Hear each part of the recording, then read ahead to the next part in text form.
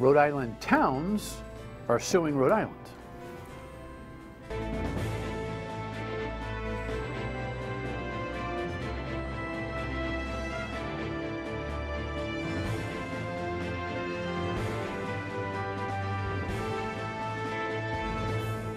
The Dan York State of Mind program is brought to you in part by Lookout Rhode Island and Taco Comfort Solutions. And for the most part, for good reason. This continuing contracts legislation that was passed in the last session really puts a crimp on the way towns go about their business. And it's funny, on the radio yesterday, I heard some callers to the program, mostly union personnel, who suggest that, you know, towns used to kind of string them out. You know, okay. So guess what? Now unions can string the towns out. So I ask you, isn't that the to and fro of negotiations? Sure. But who impacts that, and what entity impacts that dynamic is what's at stake here. And does the state, meaning the General Assembly and the governor, and a state piece of legislation, rightfully impact the way one party and another party make a deal?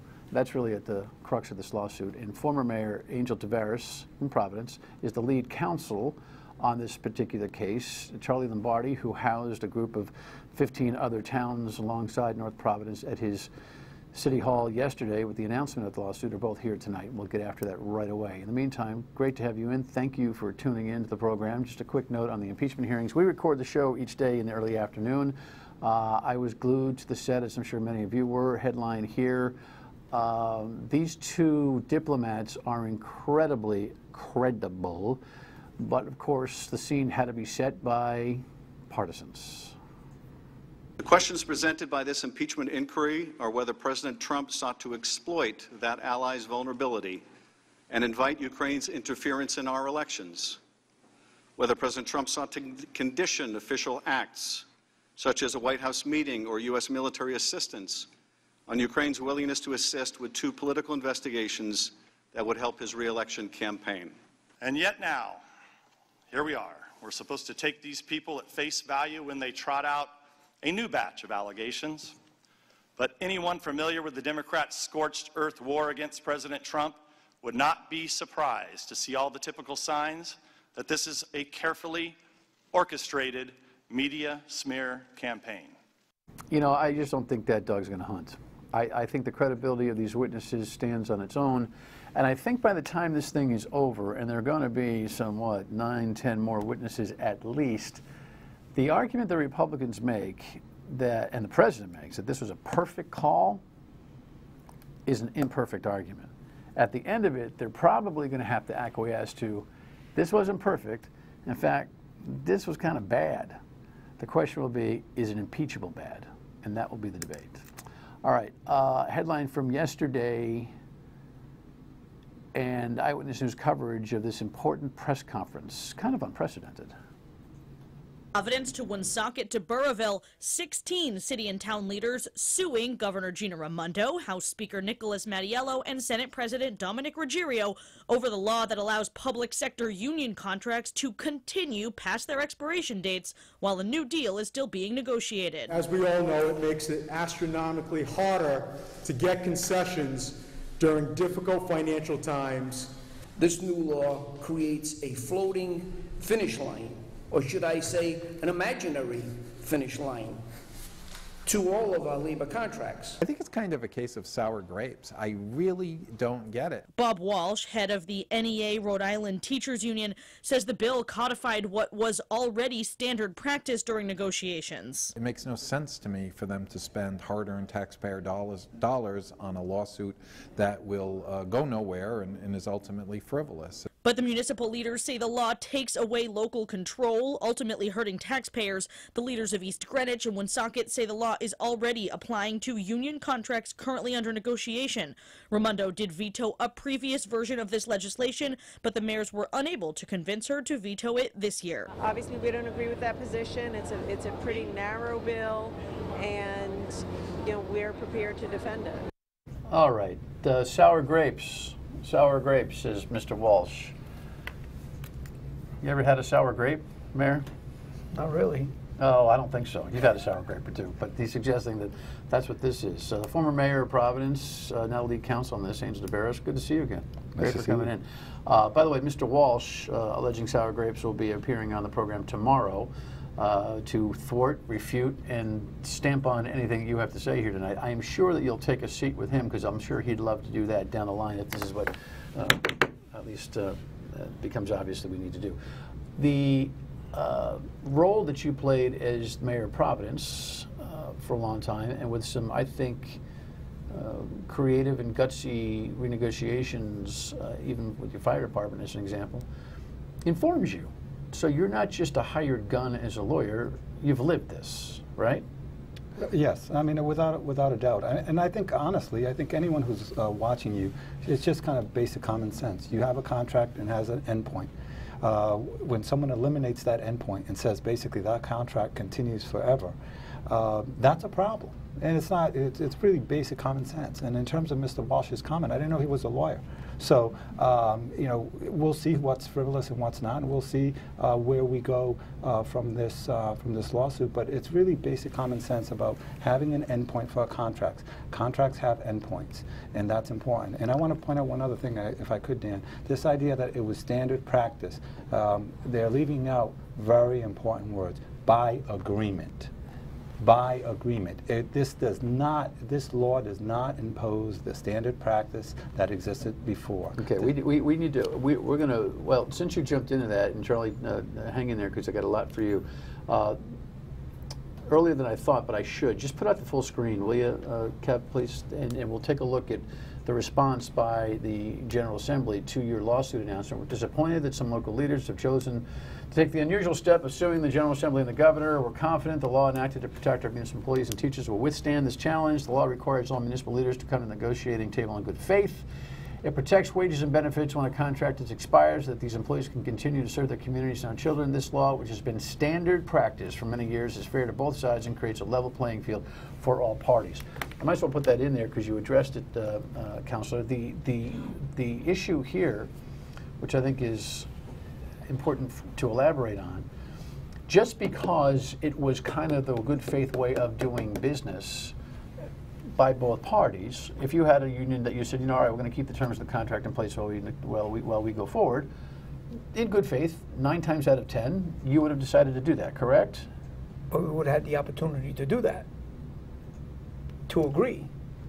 Well, the very idea that you would agree to keep an agreement in place is the foundational premise, and actually it is a negotiating option tool. Absolutely. For one party to say, or for the signing party, meaning the paying party, to say, we're going to keep it in place. The General Assembly's motive in this was kind of interesting. The legislation came to the people in a different version last time, which was that the entire contract would extend. Now they narrowed it down, and the governor leans on this one, to compensation and benefits. Is there anything else? That's all of it. That's all of that. That's an insult to the communities. That statement there is an insult to the communities. 70% of our budgets are wages, both on school and the town side. And what bothers me here, Dan, is the General Assembly. I mean, they don't negotiate. They don't sit at the table. Meaning they've set the ground rules for something they do not participate in. They have, and in terms of making it a level playing field, I think they've made it a vertical playing field. Meaning that that really it's all on one side here, and that's they've really shifted the playing field significantly. All right, when we come back, we'll talk about that shift, because as I said, a lot of union folks will say, you know what, these guys used to string us out all the time. Now they got to come to us. We'll be right back. I'm not surprised. The mayors were opposed to the bill when the legislature passed it. Obviously, we don't agree with that position. It's a pretty narrow bill, and you know, we're prepared to defend it. Election cycles have a lot to do with where the governor was pre and post, don't you think? First and second on these bills. Absolutely. And she said she's not surprised. If I was the governor, I wouldn't be surprised the way you know, that she flip-flopped. And the mayors were in there begging her not to do it. We did. And again, we weren't successful. And that's the reason why I think when we all got together, or most of us, thought that, you know, enough is enough. All right, so we're talking about the continuing contract legislation that was passed in the last General Assembly session. There's a lawsuit now filed by the mayors and, well, the leadership of 16 communities. The League of Cities and Towns has kind of sponsored the activity. Angel is now working as lead counsel. Of course, he's the former mayor of Providence. As I was saying, yesterday I got some calls from people who've been involved in the labor side of public employee agreements, and they were more or less suggesting that they've had experiences in certain communities where the towns just kind of wait them out. Now they feel like that power has shifted to them, and I acquiesce to that concept. I don't. It's almost like the impeachment hearings. We may stipulate to some facts. You just got to question whether or not the facts lead to a problem. That the General Assembly has impacted the shift of power as people perceived it is really what the litigation is all about, right, Angel? Right. Well, I think there's no doubt that the power has shifted to the organized labor. I don't think there's any doubt. That's what the lawsuit is all about. That was what the General Assembly's legislation's motives were, it seems to me. Well, it seems to me that their statement and the impact are just totally different. I think that there's no doubt the statement says it's a level playing field, and I think that the facts are really that it's not a level playing field. I think that there's a reason that the unions are upset about it. You got so many phone calls yesterday that Mr. Walsh has talked about it because they understand this is a very big deal for them. They've been working very long to try to do that. It's in our complaint in terms of all the years they've been working to try to get this law passed, and it's a very big deal for them. So well, they say the playing field's been leveled now because they start at a fixed put, meaning if you've got a contract for the next 3 years, 3 years from now, it remains, the terms of the pay and benefits remain intact until you negotiate a good deal. They say that you could certainly reduce their salaries with the threat of layoffs if you needed to in bad fiscal times. You say what to that? Because layoffs are still an outstanding option for the towns. If I were a paying member of any one of those unions, I probably wouldn't contribute any longer when the union's saying, well, you could lay him off. You could lay off one of my brothers and sisters instead of agree to sit down. I mean, is that the answer? I don't know of any mayor, manager, or administrator in the state of Rhode Island that would enjoy to lay off any of their employees. But it's also something you had in your pocket anyway. It's like, well, no kidding. Of course we can lay off. Well, there's also the other side of that is what impact does that have on overtime? What impact does it have on increased costs if you lay someone off? So I think that those will all be issues that we'll address. But the truth of the matter is also in a situation in a school when you need so many teachers, you can't just lay them off.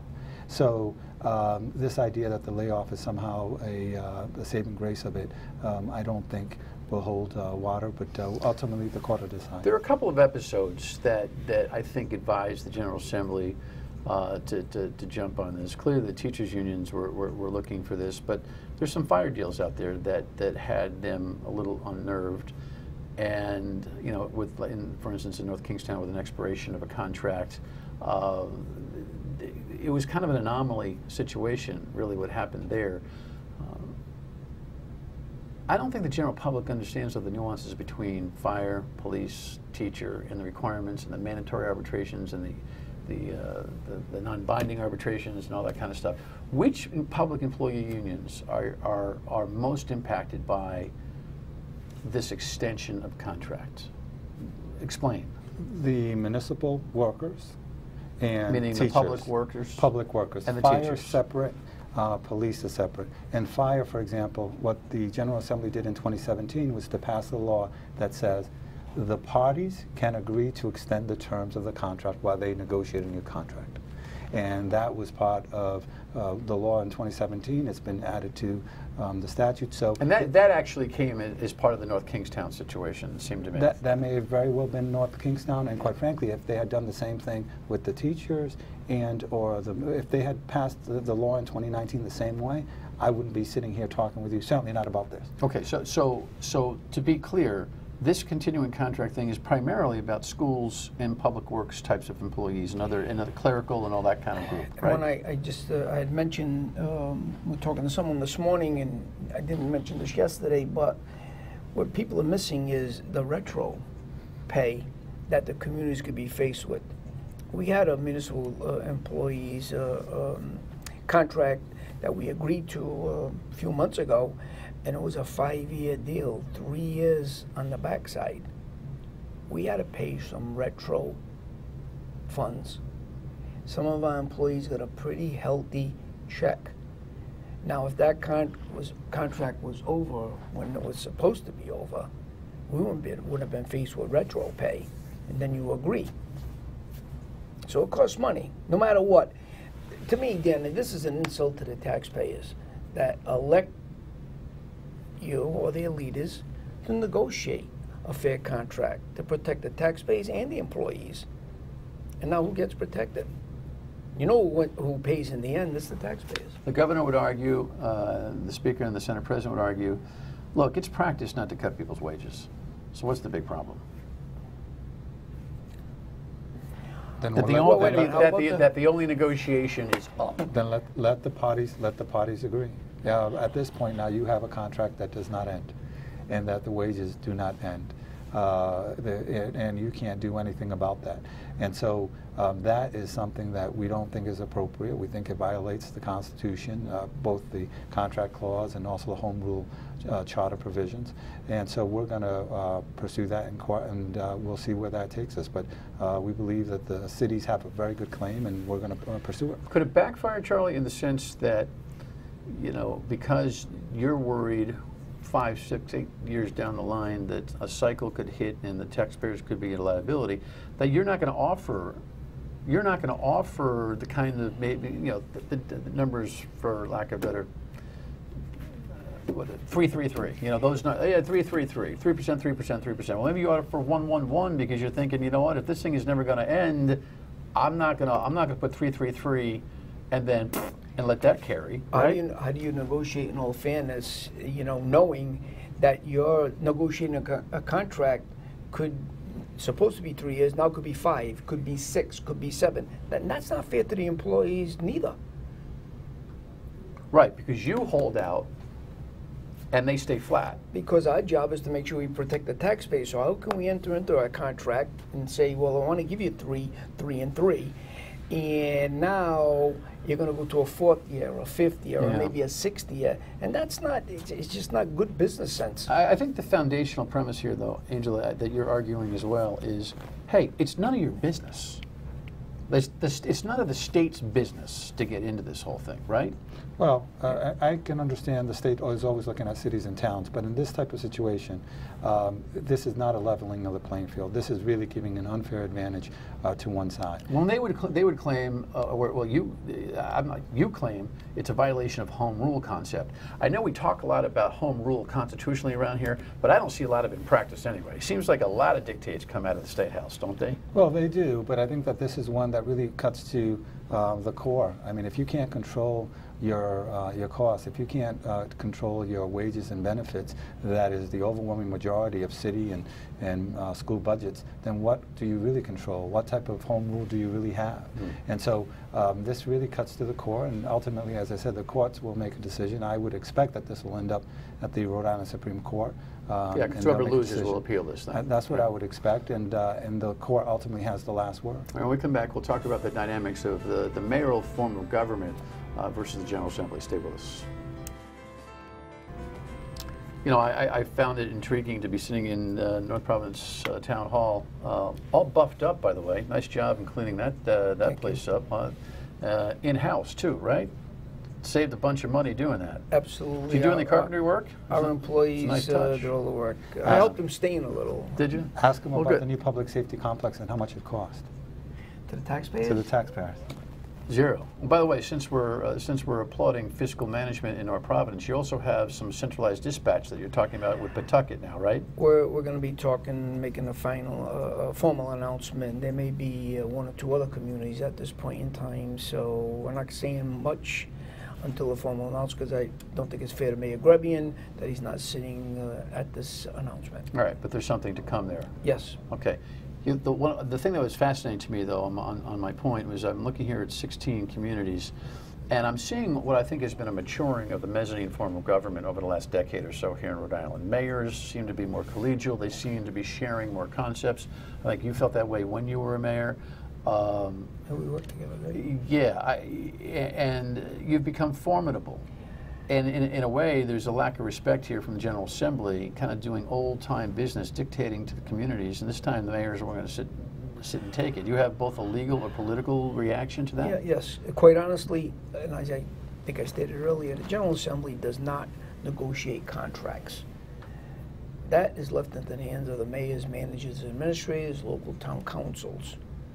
So for the General Assembly to really get involved in this, I think that's what's got everybody's backside up here. Understood, but you mayors seem to galvanize on these issues of municipality.